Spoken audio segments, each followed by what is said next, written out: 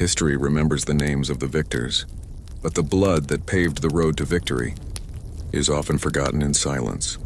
You know the name George Washington. You know the power of the British Empire. But do you know the invisible warriors of the American Revolution? The ones who didn't carry muskets, but hid secret military codes behind cooking pots and laundry baskets. Do you know the enslaved men and women who stood in front of cannons before earning their own freedom and chose the nation's liberty over their own lives? This is not just a story of battles won and lost. This is the story of a divided crown brought to its knees. How farmers, women, spies, and the enslaved forced the world's greatest empire to surrender. Every shocking chapter will be revealed today. In 1776, the fires of rebellion were lit in the dark streets of Boston. At Lexington and Concord, a single shot, the shot heard around the world, changed history forever. At Valley Forge, soldiers froze, starved, and bled, yet their spirit never broke. Behind the front lines, figures like James Armistead and Molly Pitcher changed the course of the war in silence. Without them, Yorktown would never have fallen. In 1781, when British General Cornwallis surrendered, it wasn't just the end of a war, it was the moment the world turned upside down. Watch until the very end, because one final truth may change everything you believe about American independence. If this story made you pause even for a moment, share this video so these forgotten heroes are remembered again. Which figure impacted you the most? A spy, an enslaved patriot, or an ordinary farmer? Comment below and tell us your thoughts. And for more untold, powerful, and real history, subscribe to the channel now, because history isn't just meant to be watched, it's meant to be remembered. Samuel Adams stood by the hearth, the orange glow of the fire dancing in his eyes. He wasn't looking at the hearth. He was looking at a crumpled broadside on the table. It was a notice of the new Tea Act. To the ministers in London, it was a logical solution to save the East India Company. To the men in this room, it was a shackle. They do not see us as Englishmen, Adams whispered, his voice low but carrying the weight of a hammer. They see us as a ledger, a resource to be mined when the coffers of the king run dry. Across from him, a young silversmith named Paul Revere leaned forward. It is not the coin, Sam. It is the principle. If they can tax our tea without our consent, tomorrow they will tax the very air we breathe. We are governed by a parliament where we have no voice. Is that the right of a free man? The murmur of agreement that rippled through the tavern was the sound of a bond breaking. For over a century, these men had toasted to the king's health. They had fought alongside British redcoats in the French and Indian War. They shared a language, a legal system, and a history. But that shared heritage was fracturing under the weight of the Stamp Act and the Townshend Acts. The divided crown was no longer a metaphor. It was becoming a physical reality. The view from Westminster. While the taverns of Boston simmered, the high courts of London remained cold and imperious. In the hallowed halls of Westminster, King George III sat at his desk, surrounded by maps of an empire that spanned the globe. To him, the American colonies were the children of the British Empire, children who had grown unruly and ungrateful. They asked for the protection of our navy, yet they refused to pay for the wood of the ships, the king remarked to Lord North. George III was not a tyrant by nature. He was a man of order. He believed in the divine right of the hierarchy. If the colonies were allowed to dictate their own taxes, the entire architecture of the British Empire would collapse. It is a matter of sovereignty. Your Majesty, Lord North replied, adjusting his wig. If we yield now, we admit that the crown has no authority over its own provinces. We must show them that the law is absolute. In London, the taxation without representation argument was seen as a legal nuisance, a radical whim of a few troublemakers in Massachusetts. They failed to realize that the smoldering embers were no longer confined to Boston. The fire was spreading through the pamphlets of Thomas Paine and the fiery speeches of Patrick Henry in Virginia. The breaking point, the Boston Tea Party. The tension finally reached its boiling point on a frigid December night. The atmosphere in Boston was electric. 3 ships, the Dartmouth, the Eleanor, and the Beaver, sat in the harbor, their holds heavy with tea that the colonists refused to land. This meeting can do nothing more to save the country, Adams shouted at Old South Meeting House, a prearranged signal. What followed was not a riot of chaos, but a calculated act of defiance. Men disguised as Mohawk Indians moved with silent purpose toward the docks. There was no shouting, no looting of other cargo, only the rhythmic thwack of hatchets breaking open crates. As 342 chests of tea were heaved into the dark waters of the Atlantic, the silence was more deafening than a cannon blast. It was a direct challenge to the king's authority. The shared heritage had officially fractured. The tea leaves floating in the tide were the wreckage of a peace that would never return. In the aftermath, as the sun rose over a harbor stained brown, the residents of Boston knew that the response from London would be swift and harsh. The intolerable acts were coming, and with them, the realization that the time for debate had ended, the time for the sword was drawing near. The news of the Boston Tea Party reached London like a thunderclap in a clear sky. In the halls of Parliament, the act was viewed not as a protest but as high treason. The British response was not a surgical strike but a sledgehammer. King George III pushed past his patience, declared to his ministers, "The die is now cast. The colonies must either submit or triumph." The intolerable acts. By the spring of 1774, the British government enacted a series of punitive laws that the colonists quickly labeled the intolerable acts.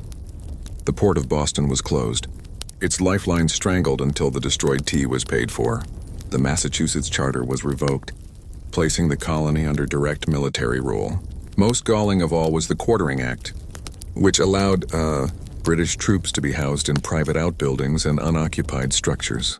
General Thomas Gage, the commander-in-chief of British forces in North America, was appointed governor of Massachusetts. He arrived in Boston not as a leader but as an occupier. The once bustling docks fell silent. Cranes stood idle like skeletal fingers against the gray sky, and the smell of drying fish and tar was replaced by the rhythmic clack-clack of redcoat boots on cobblestone, the awakening of a continent. London's strategy was simple: isolate Massachusetts and frighten the other colonies into obedience. It was a catastrophic miscalculation. Instead of cowering, the other colonies looked at the plight of Boston and saw their own future. In Virginia, at the Raleigh Tavern in Williamsburg, a young, tall, and stoic planter named George Washington listened as Patrick Henry spoke with a voice like a storm. "The distinctions between Virginians, Pennsylvanians, New Yorkers, and New Englanders are no more," Henry declared. "I am not a Virginian but an American." This was the birth of a new identity. Food and supplies began pouring into blockaded Boston from across the continent. South Carolina sent rice. Pennsylvania sent flour. Virginia sent livestock. The shared suffering at the hands of the British Iron Fist was doing what decades of peace could not. It was forging a nation. The First Continental Congress. In September 1774, 56 delegates from 12 colonies, Georgia being the lone exception, gathered at Carpenter's Hall in Philadelphia. The atmosphere was somber. These were men of property and standing, lawyers, merchants, and planters. To even meet was an act of rebellion. In the candlelight of the hall, the debate was fierce. Some, like John Dickinson of Pennsylvania, argued for reconciliation, fearing that a war with Britain would lead to total ruin. Others, like the firebrand John Adams, were already looking toward independence. "We are at a crossroads," John Adams argued, his voice echoing in the small chamber. "We have petitioned the king for redress, and he has answered with the sword.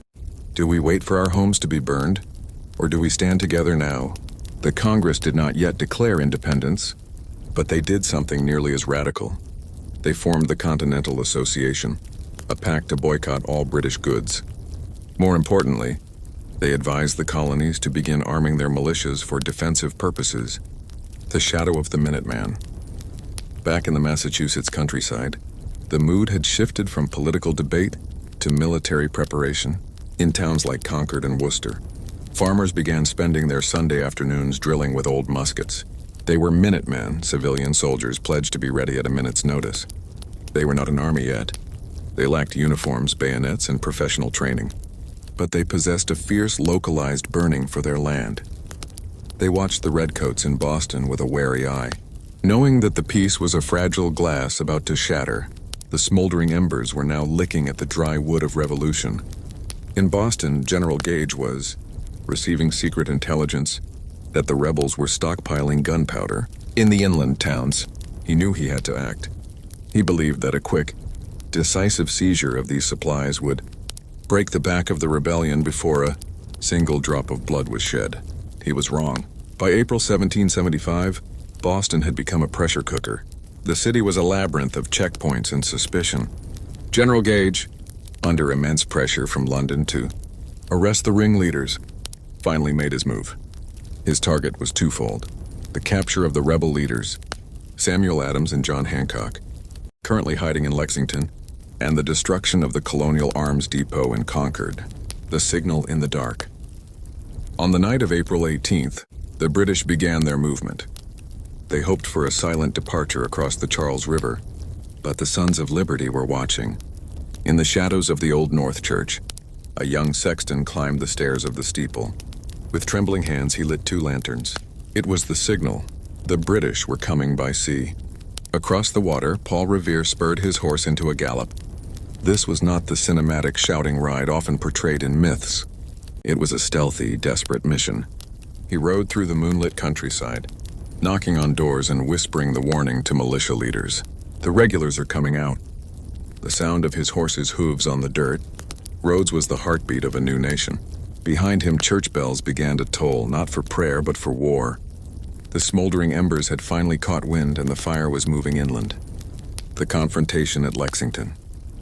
As the sun began to peek over the horizon on April 19, 1775, 77 Minutemen stood on the village green at Lexington. They were led by Captain John Parker, a veteran of the 7 Years' War, who was suffering from tuberculosis but refused to sit. "Stand your ground," Parker told his men, his voice raspy. "Don't fire unless fired upon, but if they mean to have a war, let it begin here." Soon the rhythmic trill of British fifes grew louder. Through the morning mist, the redcoats appeared, a sea of crimson wool and polished brass. Major John Pitcairn, leading the British advance, rode forward and screamed, "Disperse, ye villains! Lay down your arms and depart." The Americans, vastly outnumbered, began to back away, but they did not drop their muskets. The shot heard round the world. Then, in the confusion of the morning fog, a sound cracked through the air. To this day, historians do not know who pulled the trigger. It might have been a nervous militiaman behind a stone wall, or a British officer clearing his pistol. But that single shot changed the course of human history. The British line, thinking they had been fired upon, let out a thunderous volley. Smoke filled the green. When the haze cleared, 8 Americans lay dead or dying. The British, emboldened, cheered and continued their march toward Concord, unaware that they had just ignited a revolution that would strip the crown of its brightest jewel, the bridge to revolution. By the time the British reached the North Bridge in Concord, the entire countryside was awake. Thousands of farmers, the Minutemen, had descended from the hills. For the first time, the British saw not a mob, but an organized resistance. At the bridge, the Americans returned fire with devastating accuracy. For the first time, British officers fell. For the first time, the invincible redcoats were forced to retreat. The long march back to Boston became a gauntlet of death, as colonists fired from behind every tree, rock, and barn. As the sun set on April 19th, the British were trapped back in Boston, surrounded by an army of 20,000 angry colonists. The psychological rift was now a physical abyss. The shared heritage of England and America was dead, buried in the blood-stained soil of Massachusetts. The smoldering embers had vanished. In their place stood the roaring flame of the American Revolution. The smoke at Lexington did not drift away. It hung in the damp morning air like a shroud. As the British 10th Regiment of Foot reformed their lines, the reality of what had just occurred began to sink into the minds of both the hunter and the hunted. For the British, this was supposed to be a police action, a show of force to cow a rebellious rabble. For the Americans, the sight of neighbors gasping, their last breaths on the village common transformed a political grievance into a blood feud, the mechanical monster. To the Minutemen watching from the hills, the British Army was less a group of men and more a terrifying machine. Each redcoat was a cog in a massive crimson engine of war. They moved with a rhythmic, terrifying precision, the synchronized snap of bayonets being fixed, the heavy thud of boots hitting the earth in perfect unison, and the cold, unblinking discipline of men trained to walk directly into a hail of lead without flinching. This was the lexicon of defiance. The British spoke with the language of empire: order, Hierarchy and overwhelming force, they believed that no group of country bumpkins could possibly stand against the weight of 1,000 years of military tradition. Major Pitcairn, sitting atop his horse, looked down at the dead colonists with a mixture of pity and irritation. The fools, he reportedly muttered. He believed the day was won. He did not realize that by spilling blood on the Lexington Green, he had ended the possibility of a peaceful solution forever. The frantic energy of the Minuteman. While the British were mechanical, the Americans were organic. The news of the Lexington massacre spread through the Massachusetts countryside, faster than the British could march. This wasn't just about tea or taxes anymore. This was about the bodies on the green. In farmhouse cellars and behind barn doors, men reached for their Brown Bess muskets. These were not soldiers. They were blacksmiths, tanners, and teachers. Their uniforms were their everyday breeches and linen shirts, often stained with the soil of the fields they had been plowing only hours before. The energy was frantic. There were no drums to signal their movements, only the frantic ringing of bells and the shouts of riders. They didn't march in lines. They ran through the woods, taking shortcuts across familiar streams and through dense thickets that the British officers, with their heavy maps and rigid tactics, couldn't navigate. The march to Concord. The British column, nearly 700 strong, pushed forward toward Concord. Their objective was the colonial magazine, the hidden cannons and barrels of gunpowder. The sun was rising higher, and the humidity began to bake the men in their heavy wool tunics. As they marched, the silence of the woods began to feel oppressive. Every few miles they would see a lone figure on a distant hill, or a flicker of movement behind a stone wall. The redcoats felt the eyes of 1,000 invisible enemies upon them. They were deep in the heart of a country that had suddenly become a fortress. By the time they reached the center of Concord, the British were frustrated. They found some wooden carriage wheels and a few barrels of flour, which they set on fire. But the great prize of the heavy artillery had already been spirited away by the colonists days before. The smoke from the British fires rose above the town, and to the Minutemen gathering on the high ground of the North Bridge, it looked as if the British were burning their homes to the ground. The time for observation was over. The ragtag group of farmers began to descend the hill toward the bridge. They were walking toward the most powerful military empire on Earth, and for the first time in history, they were not going to turn back. The smoke rising from the center of Concord acted as a beacon for the gathering militia. From the surrounding hills, nearly 400 Minutemen, hailing from Acton, Bedford, and Lincoln, stared down at the town. They saw the black plumes and believed their homes were being put to the torch. "Will you let them burn the town down?" shouted Joseph Hosmer, the militia's adjutant. The answer was a grim shake of heads. Colonel James Barrett gave the order to advance, but issued a command that defined the American philosophy of the day: fire not until they fire first. The narrow passage. At the North Bridge, a small contingent of British light infantry stood guard. To these professional soldiers, the sight of the approaching colonists was absurd. The Americans were not marching in the rigid, shoulder-to-shoulder blocks required by 18th century warfare. They were a sprawling, uneven line of men in civilian clothes. However, as the Americans drew closer, the British officers noticed something unsettling. These peasants weren't fleeing. Usually the mere sight of a British bayonet charge was enough to break the spirit of any irregular force. But these men kept coming, their faces set in masks of quiet, desperate fury. The British retreated across the narrow wooden bridge, hoping to use the river as a barrier.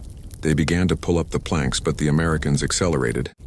The British commander, Captain Walter Laurie, ordered his men into a street-firing formation, a complex maneuver where rows of men fire and then rotate to the back to reload. In the cramped space of the bridge, the mechanical precision of the British began to fail. The cogs were grinding, the volley that changed everything. A single British shot rang out, splashing into the Concord River, then another. Then a full volley erupted from the British line. Isaac Davis, the young captain of the Acton Minutemen, fell dead instantly, a bullet through his heart. Abner Hosmer fell beside him. For a heartbeat, the American line wavered. The mechanical monster had struck. But then came the command that would echo through the centuries. Fire. Fellow soldiers, for God's sake, fire! The Americans unleashed a devastating volley. Unlike the British, who fired in massed areas. Many of these farmers were hunters. They aimed. In seconds, half of the British officers at the bridge were hit. The redcoats, the finest soldiers in the world, did something unthinkable. They broke. They turned and ran back toward the center of the town, leaving their dead and wounded behind. The psychology of the retreat. This was the lexicon of defiance in action. The Americans had used the British-owned weapons against them, but with a different spirit. They weren't fighting for a king's paycheck or out of fear of a sergeant's lash. They were fighting for the soil under their feet. The retreat from the bridge was a psychological earthquake. For the British regulars, the world had turned upside down. The rabble had stood their ground. They had fired upon the king's uniform and forced it to retreat. As the British regrouped and conquered, General Smith realized the danger. He was nearly 20 miles from the safety of Boston. His ammunition was low, and the woods were crawling with armed men who knew every trail and stone wall. The policing action was over. The fight for survival had begun. The gauntlet begins. At noon, the British began their long march back toward Boston. They marched in a tight column, their bright red coats making them perfect targets against the spring greenery. They expected a traditional battle, 2 armies meeting in a field. Instead, they found a nightmare. The Americans didn't stay in lines. They used the landscape, a flash of powder from behind a stone wall, a puff of smoke from a barn window, a sudden volley from a dense thicket, and then the attackers would vanish before the British could even level their muskets. The British were trapped in a gauntlet of fire. Every mile was paid for in blood. The mechanical discipline, that was their greatest strength. In a field became their greatest weakness on the road. They were a slow-moving target, hounded by an enemy that refused to play by the rules of European warfare. The retreat from Concord was no longer a march. It was a race against extinction. By mid-afternoon, the British column had become a wounded animal, bleeding from 1,000 cuts. Every stone wall, every thicket of trees, and every sturdy oak along the battle road hit a colonist with a musket. The bloody angle. The most harrowing moment occurred at a sharp bend in the road now known as the Bloody Angle. Here, the road curved through a densely wooded area flanked by high stone walls. It was the perfect killing field. As the weary redcoats rounded the bend, the woods erupted in flame. The Americans, merchants, farmers, and even old men, too frail for the march, had positioned themselves in a crossfire. The British could not see their enemy. They only saw the puffs of white smoke and the devastating effect of the lead balls tearing through their ranks. Soldiers began to drop their heavy packs and even their muskets just to run faster. The mechanical monster of the morning was now a panicked crowd. British officers, once so arrogant in their fine lace and polished boots, were forced to use their swords not to lead a charge, but to threaten their own men to keep them from breaking into a total rout. The cycle of violence. As the casualties mounted, the nature of the fight turned savage. The British, frustrated by an enemy they could not see, began to clear the houses along the road with bayonets. Any dwelling suspected of harboring a sniper was set ablaze. In the town of Monotony, now Arlington, the fighting became hand-to-hand and house-to-house. An 80-year-old colonist named Samuel Whittemore, a veteran of previous wars, stood alone against a British relief party. He shot 3 redcoats before being shot, bayoneted multiple times and left for dead. Miraculously, he survived, becoming a symbol of the defiance mentioned in the chapter's title. This was the transition the chapter highlights, the move from political protest to armed resistance. There was no going back now. The blood spilled in these farmhouses and dusty roads had created a debt that only independence could settle. The arrival of Percy and the siege of Boston, just as General Smith's men were about to run out of ammunition and surrender, they heard the sound of a different drum. Lord Percy had arrived from Boston with a relief column of 1,000 fresh troops and, crucially, 2 cannons. The thump of the British artillery provided a temporary shield. For the first time that day, the Americans fell back wary of the big guns. Under the cover of Percy's cannons, the exhausted remnants of the conquered expedition limped back toward the safety of Charlestown. As the sun set, the British finally reached the protection of their naval ships. But as they looked back toward the hills, they saw a terrifying sight. The hills around Boston were glowing. Thousands of campfires were being lit. The ragtag. Farmers had followed them all the way to the city gates. A new reality. By the morning of April 20th, 1775, General Gage woke up to find himself not the governor of a colony, but a prisoner in his own city. Over 20,000 Americans had surrounded Boston, forming a makeshift army. The lexicon of defiance was now complete. The Americans had challenged the British Empire and won the first round. They had proven that a citizen militia, fueled by a sense of home and liberty, could outmaneuver and outlast the rigid structures of a professional imperial army. The world had changed. The British crown was no longer a symbol of protection. It was a target. And for the Americans, the farmers were gone. In their place stood the first soldiers of a new republic. The winter of 1777 did not arrive with a flourish of trumpets. It arrived with the slow, numbing bite of the Pennsylvania frost. After the losses at Brandywine and Germantown, and the fall of the revolutionary capital in Philadelphia, the Continental Army was a ghost of its former self. As they marched toward a plateau 18 miles northwest of the city known as Valley Forge, they didn't look like an army of liberation. They looked like a procession of the damned, the bloody trail. George Washington sat atop his horse, his face a mask of stoic grief as he watched his men file past.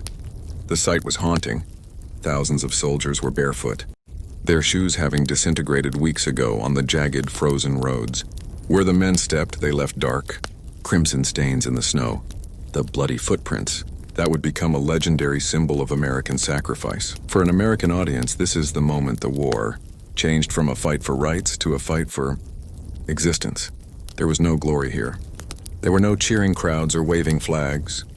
There was only the wind howling through the leafless trees and the realization that the British were sleeping in warm beds in Philadelphia, while the Americans were sleeping on the frozen mud. The architecture of desperation. Upon arriving at Valley Forge, the first order of business was not drill or maneuver. It was survival. Washington ordered the construction of over 1,000 log huts. This was a war against the elements. The shadows of the title were literal. The camp was a sprawling city of timber and mud, plagued by the constant smell of wood smoke and the lack of basic sanitation. Provisions had vanished, due to a collapsed supply chain and a congressional bureaucracy that was as paralyzed as the frozen rivers. The soldiers were reduced to eating fire cakes, a tasteless, gritty mixture of flour and water baked on a hot stone. No meat, no meat. The cry would ripple through the huts at night. It wasn't a protest. It was a lament. The horses were dying of starvation by the hundreds, their carcasses left to freeze in the fields because the men were too weak to bury them. The silent enemy, disease and decay. While the British Army was the enemy they expected, the Valley of Shadows introduced an enemy they could not shoot. Typhus, typhoid, and smallpox. In the cramped, smoky huts, infections spread like wildfire. The camp hospitals were places of horror. Surgeons lacking medicine or even clean bandages were often forced to perform kitchen table surgeries. A soldier's chance of dying from disease was 10 times higher than dying from a British bullet. By midwinter, nearly 2,500 men had been buried in unmarked graves in the Pennsylvania soil. Yet in the center of this misery stood the headquarters of George Washington. He lived in the same conditions as his men for months before moving into a small stone house. His unwavering leadership was not found in grand speeches, but in his presence. He walked the lines, he saw the blood in the snow, and he refused to let the dream of a republic die in the cold. He was the gravity that held the crumbling stars of the Continental Army in place. If the first half of the winter at Valley Forge was defined by the biological struggle to stay alive, the second half was defined by a psychological transformation. The Continental Army was a collection of individuals, independent, stubborn, and largely untrained in the complex choreography of 18th century warfare. To survive a confrontation with the British in the coming spring, they needed more than just spirit. They needed a system. The arrival of the Baron. In February 1778, amidst the deepest snows, a man arrived who looked entirely out of place in the starving camp. Baron Friedrich Wilhelm von Steuben, a former Prussian officer, marched into Valley Forge with a flamboyant flair, a massive dog at his side and a chest full of medals. He spoke almost no English, but he spoke the universal language of the soldier. Washington, desperate for a professional hand to guide his crumbling ranks, appointed him acting inspector general. Von Steuben was horrified by what he saw, not just the hunger, but the lack of basic military order. The American, von Steuben famously remarked, does not follow an order because he is told. He follows it because he understands why it is given. The forging of a professional army. Von Steuben didn't start with grand maneuvers. He started with the basics. He picked a model company of 100 men and trained them personally. For the first time, the men learned how to use a bayonet not just as a cooking spit but as a weapon. They learned how to march in columns, how to deploy from a march into a line of battle with mechanical speed, and most importantly, how to maintain sanitation in the camp to curb the spread of disease. The Valley of Shadows began to echo with the bark of commands in a mix of German, French, and broken English. The soldiers, despite their hollow cheeks and tattered clothes, found something they had lacked since the war began: a sense of professional pride. They were no longer just a militia waiting to go home. They were becoming a continental army, the shadow of the commander. Through all this, George Washington remained the moral compass. While von Steuben provided the how, Washington provided the why. His leadership during this period was a masterclass in perseverance.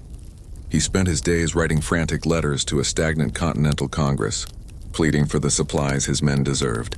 Unless some great and capital change takes place, he wrote, this army must inevitably be reduced to one or other of these three things: starve, dissolve, or disperse. Yet when he walked among the huts, he showed no fear. He attended the theatricals the men put on to keep their spirits up. He listened to the grievances of the officers, who were resigning in droves because they couldn't support their families. He was the unwavering leader who absorbed the collective pain of the revolution into his own silent, stoic dignity. The turning tide, the French alliance. As the drill continued and the men grew stronger, a whisper began to circulate through the camp, a whisper that would change the war forever.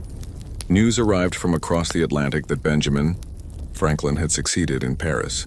France, the great rival of England, had officially signed an alliance with the United States. Suddenly, the shadows didn't seem so dark. The soldiers realized they were no longer alone. A world power was coming to their aid with ships, money, and men. The perseverance of Valley Forge had paid off. They had survived the worst that nature and neglect could throw at them. Now they were ready to face the king. As the thaw of March 1778 finally softened the frozen Pennsylvania earth, the Valley of Shadows began to witness a transformation that defied logic.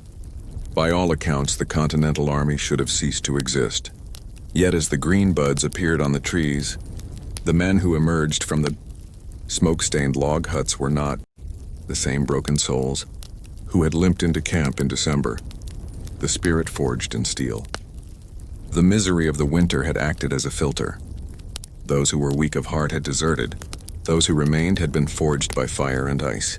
Under the relentless eye of Baron von Steuben, the morning air no longer carried the sound of coughing and lamentation, but the sharp, rhythmic clack of musket locks and the thunder of synchronized marching.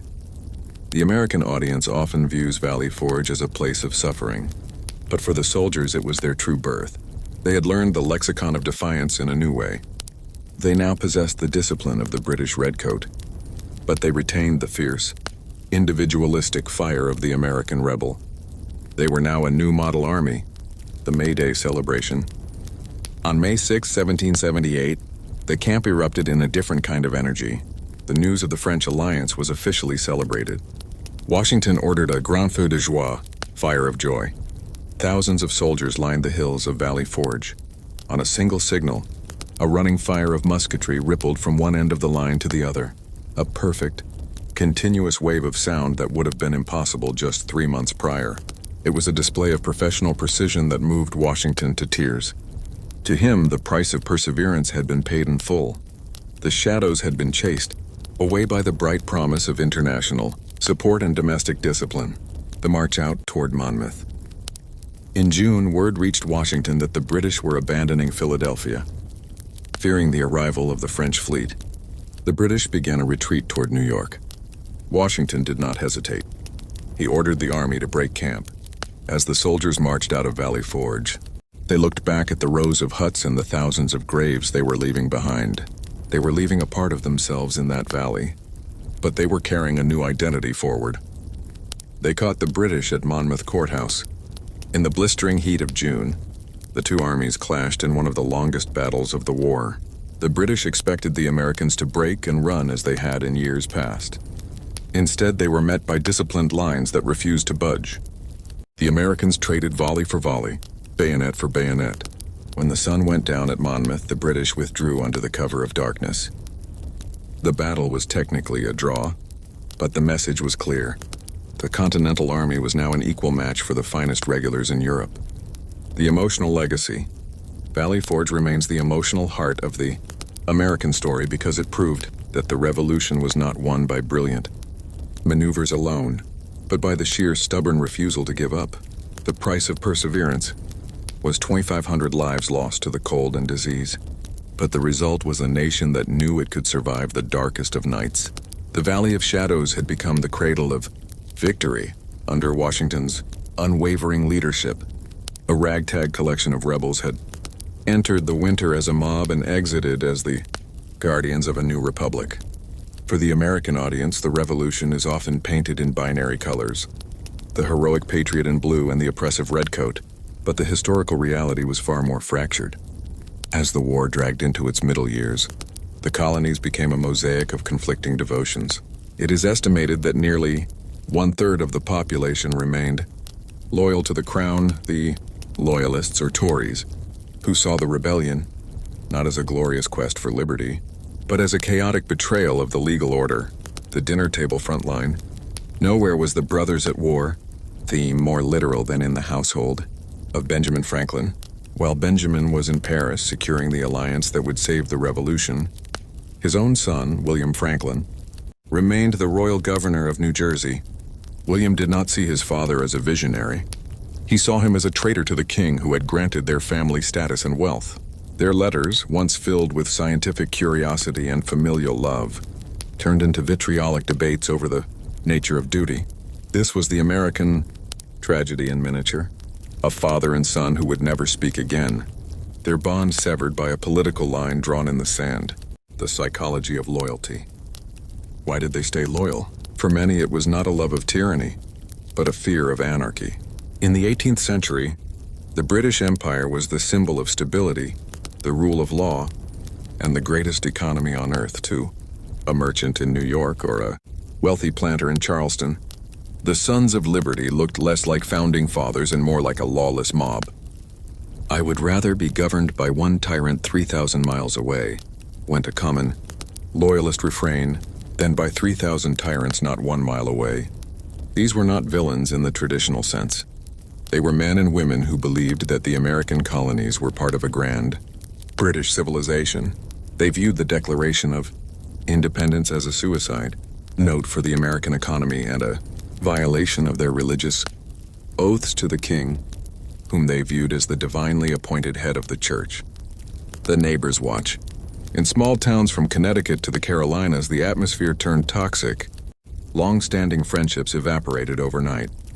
Committees of safety, patriot, paramilitary groups began enforcing tests of loyalty. If a farmer refused to sign a continental oath or was caught trading with British-occupied New York, his fate was swift. The tar and feather was not a mere historical curiosity. It was a brutal, agonizing form of torture used to humiliate and silence Loyalist voices. Neighbors who had shared tools and celebrated harvests together for decades now watched in silence or cheered as Loyalist homes were seized, their windows smashed, and their families driven into the woods. The dream of a new republic was being built on the ruins of old friendships. The war was no longer just about the mechanical march of the redcoats.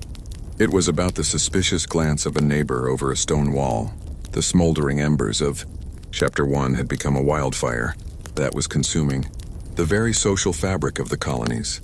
As the war moved into its later stages, the British command realized they could not hold the vast American wilderness. With redcoats alone, they turned to their most underutilized resource, the Loyalists. This shifted the war into a terrifying new phase where Americans were no longer just arguing with one another, they were killing one another on an organized scale. The King's American regiments, While Washington's men wore the Continental blue, thousands of Loyalists donned the green coats of provincial regiments like the Queen's Rangers and the New York Volunteers. These were men who knew the terrain as well as any patriot. They knew which bridges to burn, which barns held the secret grain stores, and crucially where the rebel leaders lived. For a Loyalist soldier, the war was deeply personal. Many had seen their property confiscated or their families bullied by Liberty Boys. They fought with a vengeful ferocity that often shocked the regular British officers. The war of ideals had become a war of retribution, the Southern bloodbath. The Civil War reached its most savage peak in the Carolinas and Georgia. Here, the Brothers at War theme became a visceral nightmare. In the South, there were few large-scale battles between professional armies. Instead, there was a constant grinding partisan war. Small bands of Patriot Whigs and Loyalist Tories roamed the backcountry, engaging in a cycle of house burnings and executions. The names of leaders, like Banastre Tarleton, the British Bloody Ben, and Francis Marion, the Patriot Swamp Fox, became legendary. But the reality for the average family was sheer terror. At the Battle of Kings Mountain in 1780, the Civil War nature of the Revolution was on full display. Aside from a few British officers, nearly every man on the battlefield was an American. It was a fight between neighbors, men from the same valleys and mountains, clashing with such hatred that quarter mercy for surrendering soldiers was rarely given. The tragedy of the neutral ground. In places like Westchester County, New York, known as the neutral ground, the situation was even more desperate. Neither army truly controlled the area, leaving it to be preyed upon by cowboys, Loyalist marauders, and Skinner's Patriot-aligned bandits. Families would sleep with muskets by their beds, not knowing if the knock on the door at midnight was a soldier of the king, a soldier of the Congress, or a common thief using the war as a mask for plunder. The Loyalists' dilemma was no longer just about political belief. It was about survival. If you declared for the king, the Patriots burned your barn. If you declared for the Congress, the Loyalists took your cattle. Many tried to remain silent, but the war demanded a side. The exile of the heart. By this point in the narrative, the dream of a new republic began to look very different to those on the losing side. For a Loyalist family in a Patriot-controlled area, the revolution felt like an occupation. They saw their churches closed, their printing presses smashed, and their rights as free-born Englishmen stripped away in the name of a liberty they didn't believe in. The emotional weight of this section lies in the realization that for every Patriot hero celebrating a victory, there was an American family mourning a lost way of life. The divided crown had not just split an empire, it had split the very soul of the American people, leaving wounds that would take generations to heal. As the smoke cleared from the major battlefields and the momentum shifted toward an American victory, the Loyalist dilemma turned from a struggle for political voice into a desperate scramble for safety. For those who had stayed true to the crown, the looming peace treaty was not a promise of liberty, but a sentence of exile, the fall of the strongholds. When the British began to evacuate their main strongholds, cities like Savannah, Charleston, and eventually New York, the docks became scenes of absolute heartbreak. Thousands of United Empire Loyalists crowded the piers, carrying only what they could fit into trunks. These were not just wealthy officials. They were tailors, farmers, black pioneers who had been promised freedom by the king, and widows of provincial soldiers, as they watched the American stars and stripes being raised over the cities they once called home. The reality set in. They were becoming refugees from a land their families had inhabited for generations. To the victorious Patriots, these were traitors being purged. To the Loyalists, they were being robbed of their birthright. The diaspora of the dispossessed. Nearly 80,000 Loyalists, about 3% of the total population, fled the 13 colonies. This was a larger exodus proportionally than that of the French Revolution. They scattered to the frozen wilds of Nova Scotia, the humid swamps of the Bahamas, and the crowded streets of London. In Canada, they became the founding fathers of a different sort, establishing a culture of peace, order, and good government as a direct counter-narrative to the American life, liberty, and the pursuit of happiness. The divided crown had birthed two nations, one born of revolution, the other born of displacement. The the silence at the table. For those who chose to stay in the new United States, the price was often a lifetime of silence. They had to navigate a society that viewed them with deep suspicion. Many changed their names or moved to the frontier where their past wouldn't follow them. The tragedy of the brothers at war lingered in the family genealogies. Decades later, grandfathers would still refuse to speak to grandsons who toasted. The 4th of July, the war had created a republic, but it had done so by surgically removing a significant portion of its own heart. The dream of a new nation was realized, but the cost was the permanent shattering of the American family tree. The legacy of the losers. The story of the Loyalists adds a necessary History Channel layer of grit to the narrative. It reminds the audience that the American Revolution was not a clean, unanimous march toward progress. It was a messy, violent, and deeply personal civil war. The divided crown was finally removed from American soil, but the scars left by neighbor against neighbor remained in the floorboards of the colonial homes and the DNA of the new nation. The victory at Yorktown, which we shall see in the next chapter, was a triumph for many, but for the Loyalists, it was the day the world turned upside down. By the summer of 1781, the American Revolution had become a war of exhaustion. The British, frustrated by their inability to crush the rebellion in the north, had turned their gaze southward, hoping to ignite a Loyalist uprising. General Lord Charles Cornwallis, a capable and aggressive commander, had marched his army across the Carolinas and into Virginia. He sought a deep-water port where he could be resupplied by the invincible British Royal Navy. He chose a small tobacco port called Yorktown. It was a choice that would haunt the British Empire for centuries. The strategic gambit. 300 miles to the north, George Washington sat in his headquarters, staring at maps that offered little hope. His army was unpaid, his soldiers were mutinous, and the British held New York City with an iron grip. But then a courier arrived with a message that changed the geometry of the war. The French Admiral de Grasse was sailing for the Chesapeake Bay with a massive fleet and 3,000 fresh troops. He would only be there for a short window until mid-October. Washington, usually cautious, saw the opening. He realized that if he could move his army south and coordinate with the French fleet, he could trap Cornwallis against the sea. In a masterpiece of military deception, Washington left a skeleton force in New York to trick the British into thinking a siege was coming there, while his main army, along with the French forces under the Comte de Bay, Rochambeau began a frantic 400-mile tide of iron toward Virginia. The Battle of the Capes. The success of the entire plan rested on a single, terrifying variable: control of the sea. For a century, the British Royal Navy had been the master of the Atlantic. But on September 5, 1781, in a clash known as the Battle of the Capes, the French fleet engaged the British Navy outside the Chesapeake. Through the morning mist, the thunder of broadsides echoed across the water.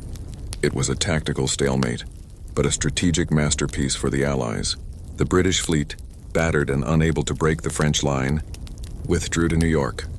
Cornwallis, standing on the ramparts of Yorktown, watched the horizon for the white sails of the British Navy that would bring him supplies and reinforcements. Instead, he saw the fleur-de-lis of France. The invincible British Navy had been repelled. The back door was locked. The trap was closed. The noose tightens. On September 28th, the combined Franco-American army, nearly 17,000 strong, arrived at the outskirts of Yorktown. They saw a town transformed into a fortress. Cornwallis had dug a series of outer defenses, or redoubts, and surrounded the town with trenches and sharpened logs. Washington, standing beside Rochambeau, looked through his telescope at the British lines. For 7 years he had retreated, defended, and survived. Now for the first time he was the hunter. He gave the order to break ground. The siege had begun. It was not a battle of sudden charges, but a battle of math and dirt. Every night, under the cover of darkness, the Allies dug parallels, long trenches that moved closer and closer to the British walls. The sound of the American pickaxe was the clock ticking down on British rule in America. By the second week of October 1781, the landscape around Yorktown had been transformed into a moonscape of craters and trenches. The tide of iron was no longer a march. It was a rhythmic mechanical destruction The Allied forces had completed their first parallel and had begun a second, bringing their heavy siege guns within point-blank range of the British inner works, the Symphony of Destruction.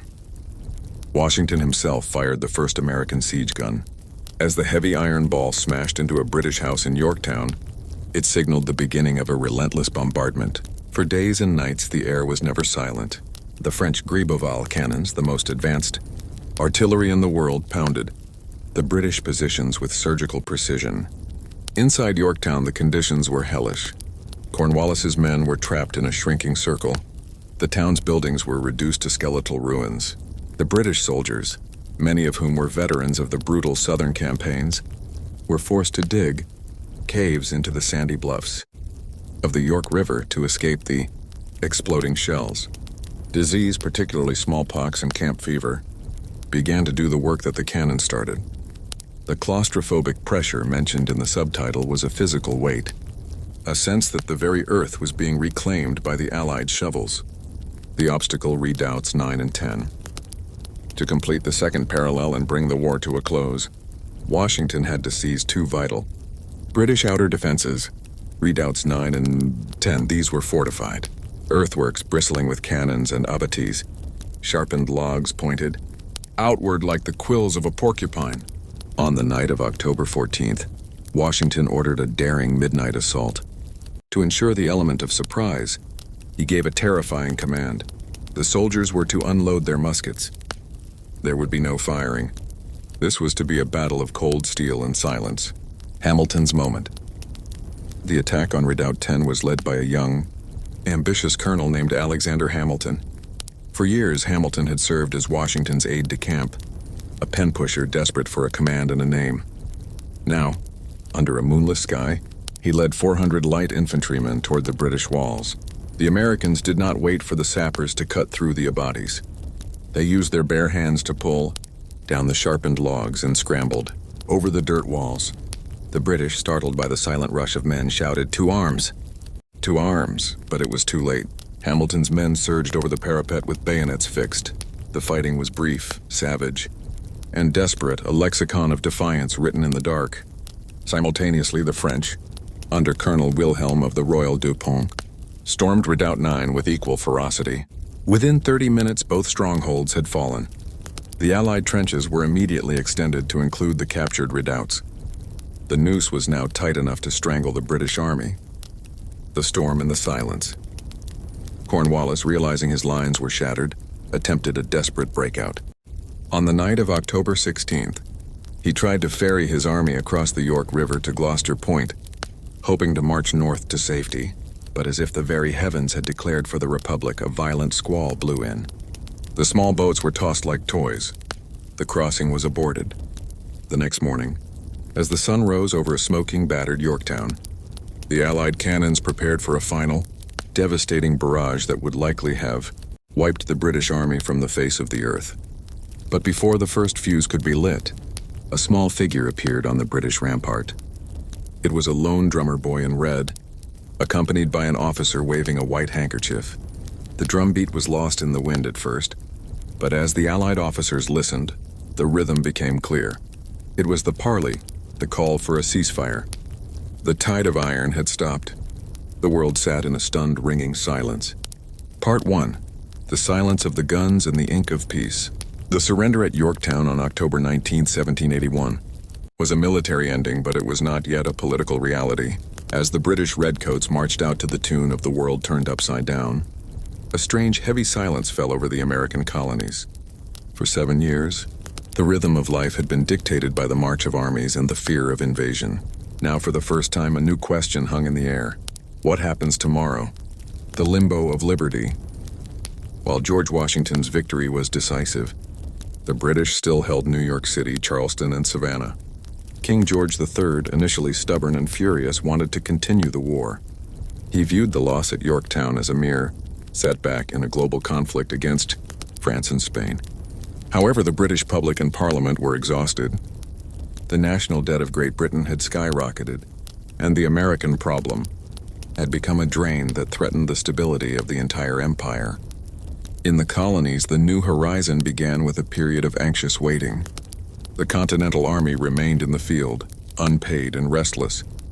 Washington faced perhaps his greatest challenge during this time. Not a British bayonet, but the frustration of his own officers. In the Newburgh Conspiracy, some officers considered a military coup against the weak Continental Congress to demand their pay.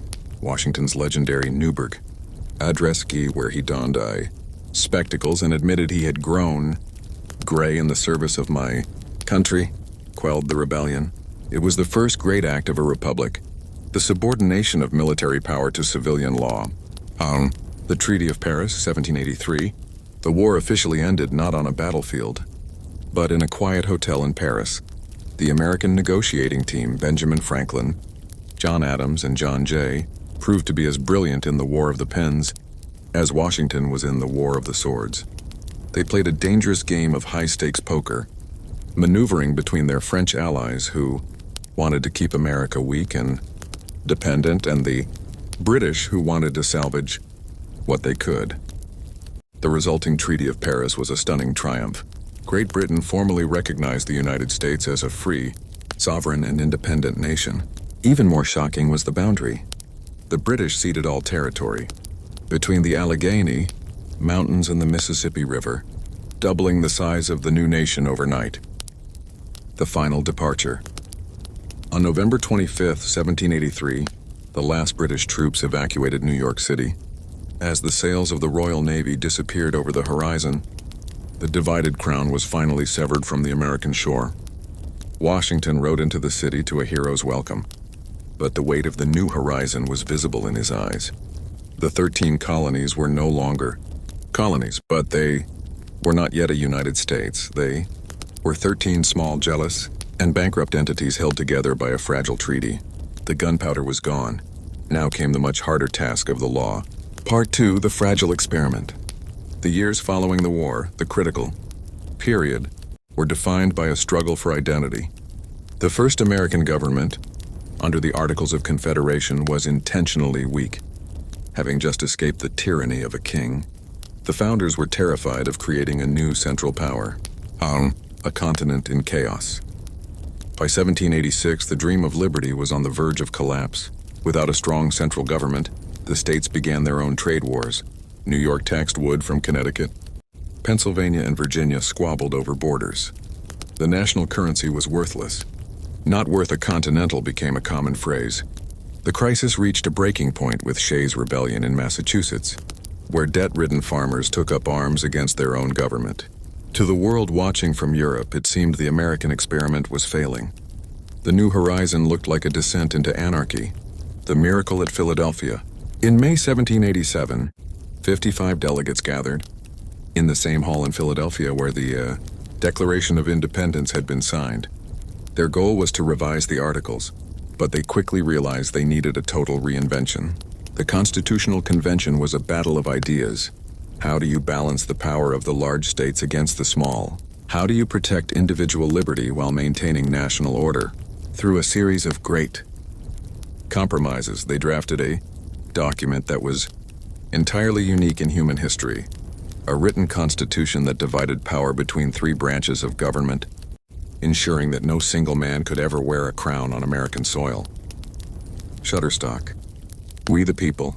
When the Constitution was signed, a woman asked Benjamin Franklin, "Well, doctor, what have we got, a republic or a monarchy?" Franklin's reply was a warning for all future generations. A republic, if you can keep it. The ratification of the Constitution marked the true birth of the American government. It transformed a collection of rebels into a legal entity. The legacy of liberty was now encoded in vellum, creating a framework that could grow and adapt. Though it left the great and terrible question of slavery unresolved, a shadow that would haunt the horizon for decades to come. Part 3. The First Presidency and the Setting of Precedent. The new horizon needed a face, and there was only one man the people trusted. In 1789, George Washington was unanimously elected as the first President of the United States, defining the office. Everything Washington did was a first. He had to decide what to be called. Your Highness, Your Excellency. He settled on the humble Mr. President. He had to create a cabinet, surrounding himself with brilliant but clashing minds like Thomas Jefferson and Alexander Hamilton. This was the History Channel. Drama at its finest, the intellectual war between Hamilton's vision of an industrial, urban powerhouse and Jefferson's vision of an agrarian, rural democracy. These debates birthed the American political party system, proving that a republic could survive internal disagreement without resorting to civil war. The peaceful transfer of power. Perhaps the most profound historical weight of Washington's legacy came in 1796. After 2 terms, he did the unthinkable. He stepped down. In an era of kings who ruled until death, Washington's voluntary surrender of power was a shock to the world. King George III reportedly said that if Washington truly gave up power, he would be the greatest man in the world. By walking away, Washington ensured that the American presidency would be an office, not a throne. The legacy of liberty was secured not by his taking of power, but by his giving it back to the people. Part 4. From Enemies to the Special Relationship. The story of the American Revolution often stops at the victory, but the legacy involves a fascinating evolution of the relationship between the U.S. and the UK. For decades after the war, the 2 nations remained bitter rivals. The War of 1812, the Second War of Independence. The tension boiled over again in 1812, a conflict that saw the British burn the White House. It was a final clearing of the air. After the Treaty of Ghent in 1814, both nations realized that war between them was no longer productive. The Great Convergence. As the 19th century progressed, the 2 nations began to see that their shared language, legal systems, and democratic ideals were more powerful than their past grievances. The British Navy began to protect the Atlantic, trade routes that the American economy relied upon. The divided crown began to heal into a shared interest. By the time the 20th century arrived, the transformation was complete. In World War I and World War II, the descendants of the Minutemen and the descendants of the Redcoats fought side by side to defend the very liberty that had once divided them. This special relationship became the bedrock of the modern world order, proving that even the most violent of revolutions can lead to the most enduring of friendships. Part 5. The Global Horizon. The final reflection of this 5,000-word journey is the impact of the American Revolution on the world. The legacy of liberty did not stay within the borders of the 13 states. A spark for the world. The success of the American Revolution acted as a catalyst for the French Revolution, the Latin American wars of independence, and democratic movements across the globe. The lexicon of defiance became the language of the oppressed everywhere. The idea that a government's legitimacy comes only from the consent of the governed was the most radical export in human history. The profound historical weight. As we look back from the perspective of 2025, the American Revolution stands as the moment the modern world began. It was the transition from a world of subjects to a world of citizens. The story of the divided crown is a reminder that liberty is not a gift, but a task. It was earned in the blood of Lexington, the snow of Valley Forge, and the trenches of Yorktown. It was sustained by the wisdom of Philadelphia and the restraint of George Washington. Conclusion: the new horizon that the revolutionaries saw in 1783 is the same one we look toward today. The American Revolution was not just a war between America and England. It was a war between the past and the future, and in that struggle, the future won. While the history books often focus on George Washington's tactical genius or Thomas Jefferson's eloquent prose, the American Revolution was fought and won by a mosaic of people whose names were never carved into marble. This section introduces the invisible patriots, the African Americans, women, and indigenous scouts who formed the backbone of the resistance. For an American audience, this chapter provides the untold story, showing that the legacy of liberty was a collective effort that transcended race, gender, and social status. Part 2. Chains and Sabers, the Black Patriots. In a war fought for the ideal that all men are created equal, the African American experience was a paradox of hope and heartbreak. Over 5,000 black soldiers served in the Continental Army. The Spy of Yorktown. One of the most compelling figures is James Armistead, an enslaved man who served as a double agent. He moved freely through British camps posing as a runaway, while gathering intelligence for the Marquis de Lafayette. His reports were vital in trapping Cornwallis at Yorktown. The first martyr. The narrative reflects on Crispus Attucks, a man of African and Native American descent, who was the first to fall at the Boston Massacre. For these men, the New Horizon wasn't just about escaping British taxes. It was a desperate, courageous gamble for their own personal manumission, their bravery in the face of both. British bayonets and American prejudice is the moral core of this chapter. Part 3. The Sentinels of the Home Front, Women at War. As the men marched to the tide of iron, the women of the colonies, transformed into the logistical and intelligence engine of the revolution. The secret agents, women like Anna Smith. Strong used the mundane tasks of colonial life as a front for espionage. By hanging laundry in specific patterns, she signaled the movement of British ships to the Culper spy ring. Molly Pitcher. On the battlefield, women were not just spectators. Mary Ludwig Hayes, Molly Pitcher, became a legend at the Battle of Monmouth when she took over her husband's cannon after he collapsed from heat exhaustion. This section highlights that the price of perseverance was paid by mothers who managed bankrupt farms and daughters who carried secret messages through enemy lines, proving that the home front was just as dangerous as the front line. Part 4. The Frontier of Broken Promises. Indigenous Alliances. The American Revolution was a tragedy for many Native American nations. The Iroquois Confederacy was torn apart as tribes like the Oneida supported the Americans, while the Mohawk fought for the crown.